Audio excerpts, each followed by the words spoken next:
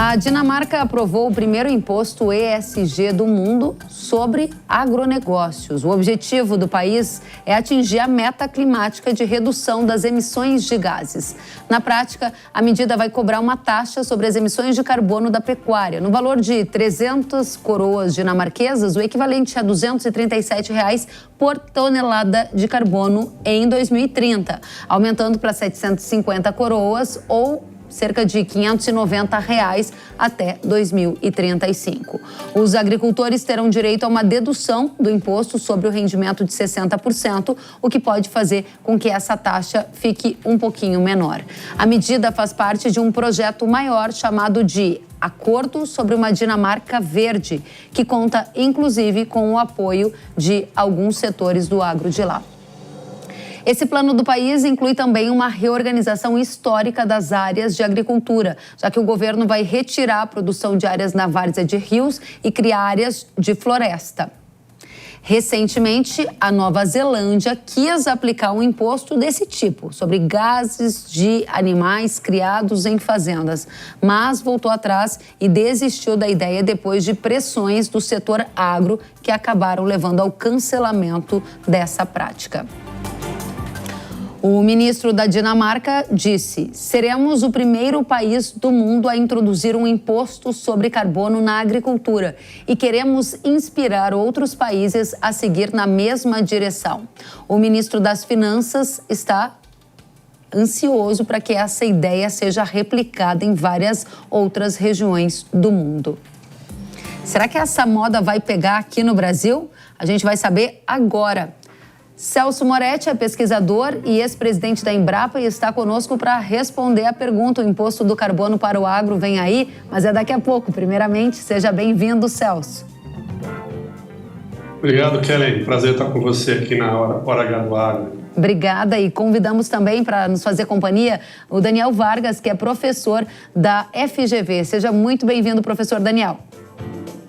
Muito obrigado, Kellen. Um prazer estar com você e com o Celso. Muito obrigada e vamos direto ao ponto. Celso, diga pra gente, vem aí um imposto do carbono, essa ideia da Dinamarca, que é o primeiro país do mundo a criar um imposto de carbono que incide sobre o agro, ela vai inspirar outros países ao redor do mundo, inclusive o Brasil?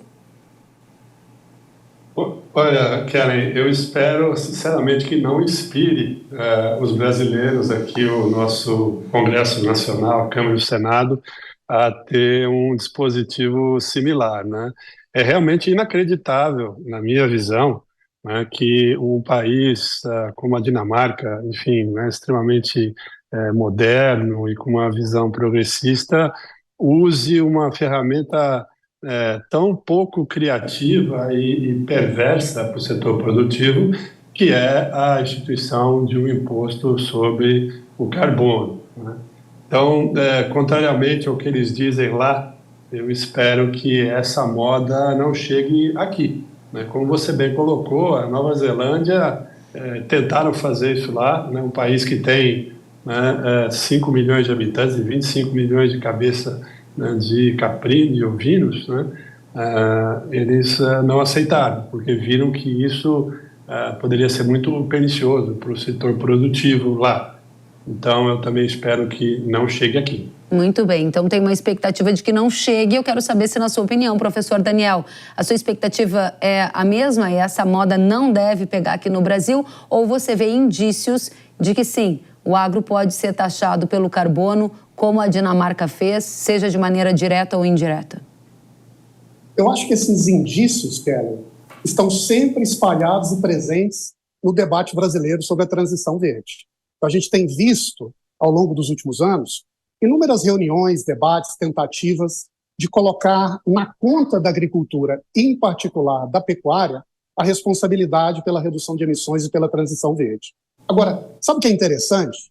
O que fez com que a Dinamarca, nesse contexto em que nós nos encontramos, desviasse do rumo que a própria Europa ou a Nova Zelândia estão adotando? E me parece que, embora não seja possível traçar uma relação de causa e efeito, há algo em comum entre o que vários países na Europa fizeram, a Nova Zelândia fez e a Dinamarca não. E em comum foi um conjunto de protestos que reorganizou os termos da discussão sobre a transição verde. De todos os países da Europa, os únicos 3 em que não houve protesto de agricultores foram a Finlândia, a Suécia e a Dinamarca. A Nova Zelândia quis furar o sinal, criou uma lei, e essa lei, quando encontrou a vida real dos produtores, também cedeu à pressão política. Então, me parece que aqui tem um elemento, uma variável, que se torna cada vez mais central para a gente prever o que vai acontecer no futuro. É a capacidade do setor de reconhecer o que está em jogo, não apenas como um debate moral ou científico abstrato, mas uma agenda de discussão sobre quem vai arcar com os custos dessa chamada transição verde. Interessantíssimo esse ponto que você coloca sobre a organização do setor agropecuário na Europa, que gerou efeitos políticos e que levou à modulação e até o cancelamento de políticas que já avisavam esse tipo de taxação verde. Celso, você acredita que aqui no Brasil, se essa ideia inspirar algum governo, seja alguma ideia que venha nascer no Congresso ou no governo federal, a gente veria uma bancada do agro ou manifestações impedindo que isso se torne realidade, ou não? O caminho aqui no Brasil seria mais apaziguador, como na Dinamarca, e a gente teria um imposto verde por aqui também? Olha, eu creio que não seria nada apaziguador, Kellen. Acho que o professor Daniel colocou muito bem, né, a questão da reação do setor, que não houve, né, como ele colocou na Dinamarca, e por isso que acabou passando de uma forma mais tranquila.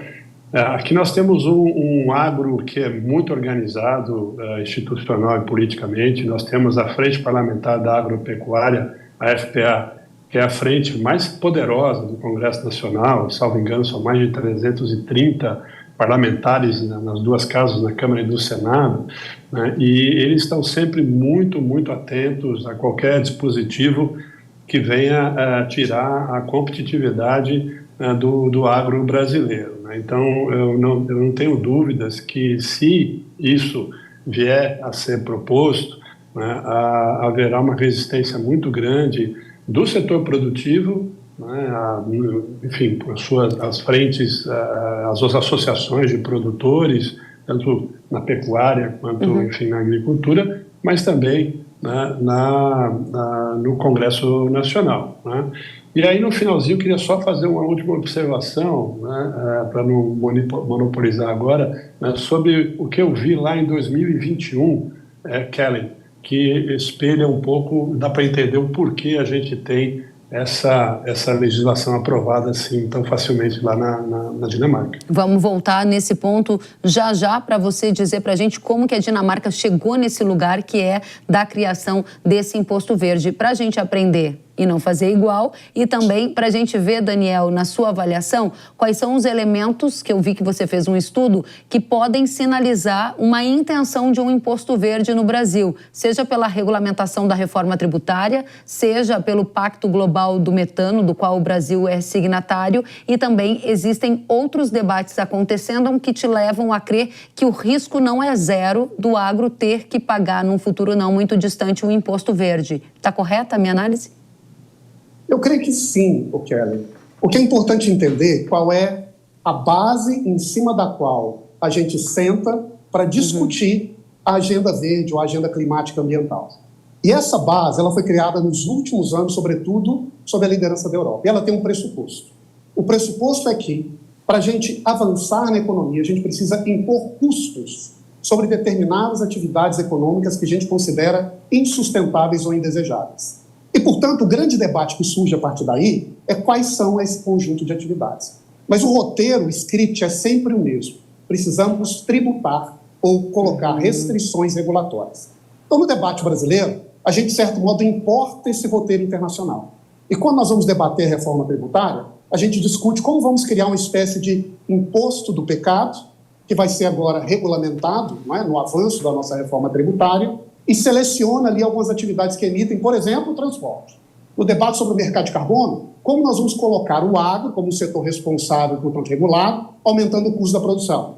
Em outros debates brasileiros, como por exemplo, vamos criar uma tipologia verde. Quais são as atividades que a gente considera insustentáveis, boa parte da discussão está ligada ao uso da terra, cuja consequência é, nós precisamos colocar um conjunto de atividades de uso da terra nessa coluna de despesas, com o objetivo de, com isso, acelerar a nossa transição verde. Me parece que o erro, e é isso que os protestos europeus sinalizam, é que nós não podemos olhar para a transição apenas sobre a coluna de custos, mas precisamos olhar sobre a coluna da inovação. E é isso que me parece que falta no debate brasileiro e talvez a Europa deveria também sinalizar um caminho nessa direção. Interessante. Celso, você dizia que em 2021 você esteve na Dinamarca e o que você percebeu que lá criou um terreno favorável para a criação hoje desse imposto do carbono. E a segunda pergunta que eu te faço para a gente arrematar aqui no painel é se você concorda com essa ideia da Dinamarca de que também prevê a compra de fazendas por parte do governo de áreas consideradas estratégicas. Isso está lá no Plano Verde que eles divulgaram essa semana para a gente finalizar a rodada. Muito bem. Em 2021, quando ainda presidente da Embrapa, eu participei de um seminário bilateral Brasil-Dinamarca sobre agricultura de baixo carbono. Foi um dia inteiro na Bolsa de Valores lá de Copenhague, né, onde nós pudemos apresentar as diversas iniciativas que o Brasil tem para descarbonizar a agricultura, né, como o RenovaBio, como a política da integração lavoura, pecuária e floresta e o Plano Agricultura de Baixo Carbono, o ABC+, na sua segunda fase. Né? O que ficou muito claro para você lá, Celso? Olha, o que ficou muito patente foi que, enquanto o Brasil tem políticas públicas direcionadas para a descarbonização, né, como o RenovaBio, integração lavoura, pecuária e floresta e o Plano Agricultura de Baixo Carbono, né, em todos os momentos os dinamarqueses falavam que estavam pensando, estavam discutindo no que ainda deve ser feito, né, para descarbonizar. Ou seja, eles não possuíam nenhuma política pública, nenhuma ação concreta para descarbonizar.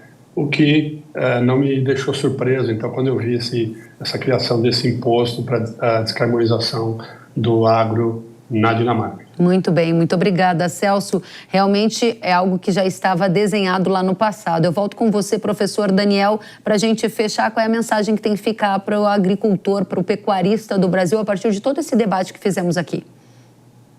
Olha, eu acho que a questão central, Pera, é a seguinte. Os países estão fazendo opção de como encaminhar a sua economia e as suas mudanças, digamos assim, na relação com o meio ambiente. A Dinamarca fez uma opção muito clara, e essa é uma opção de reduzir a participação do setor de produção de alimentos na sua economia nacional, sob o argumento de que é mais barato colocar essa conta no produtor rural do que na indústria. Qual é a opção que o Brasil fará?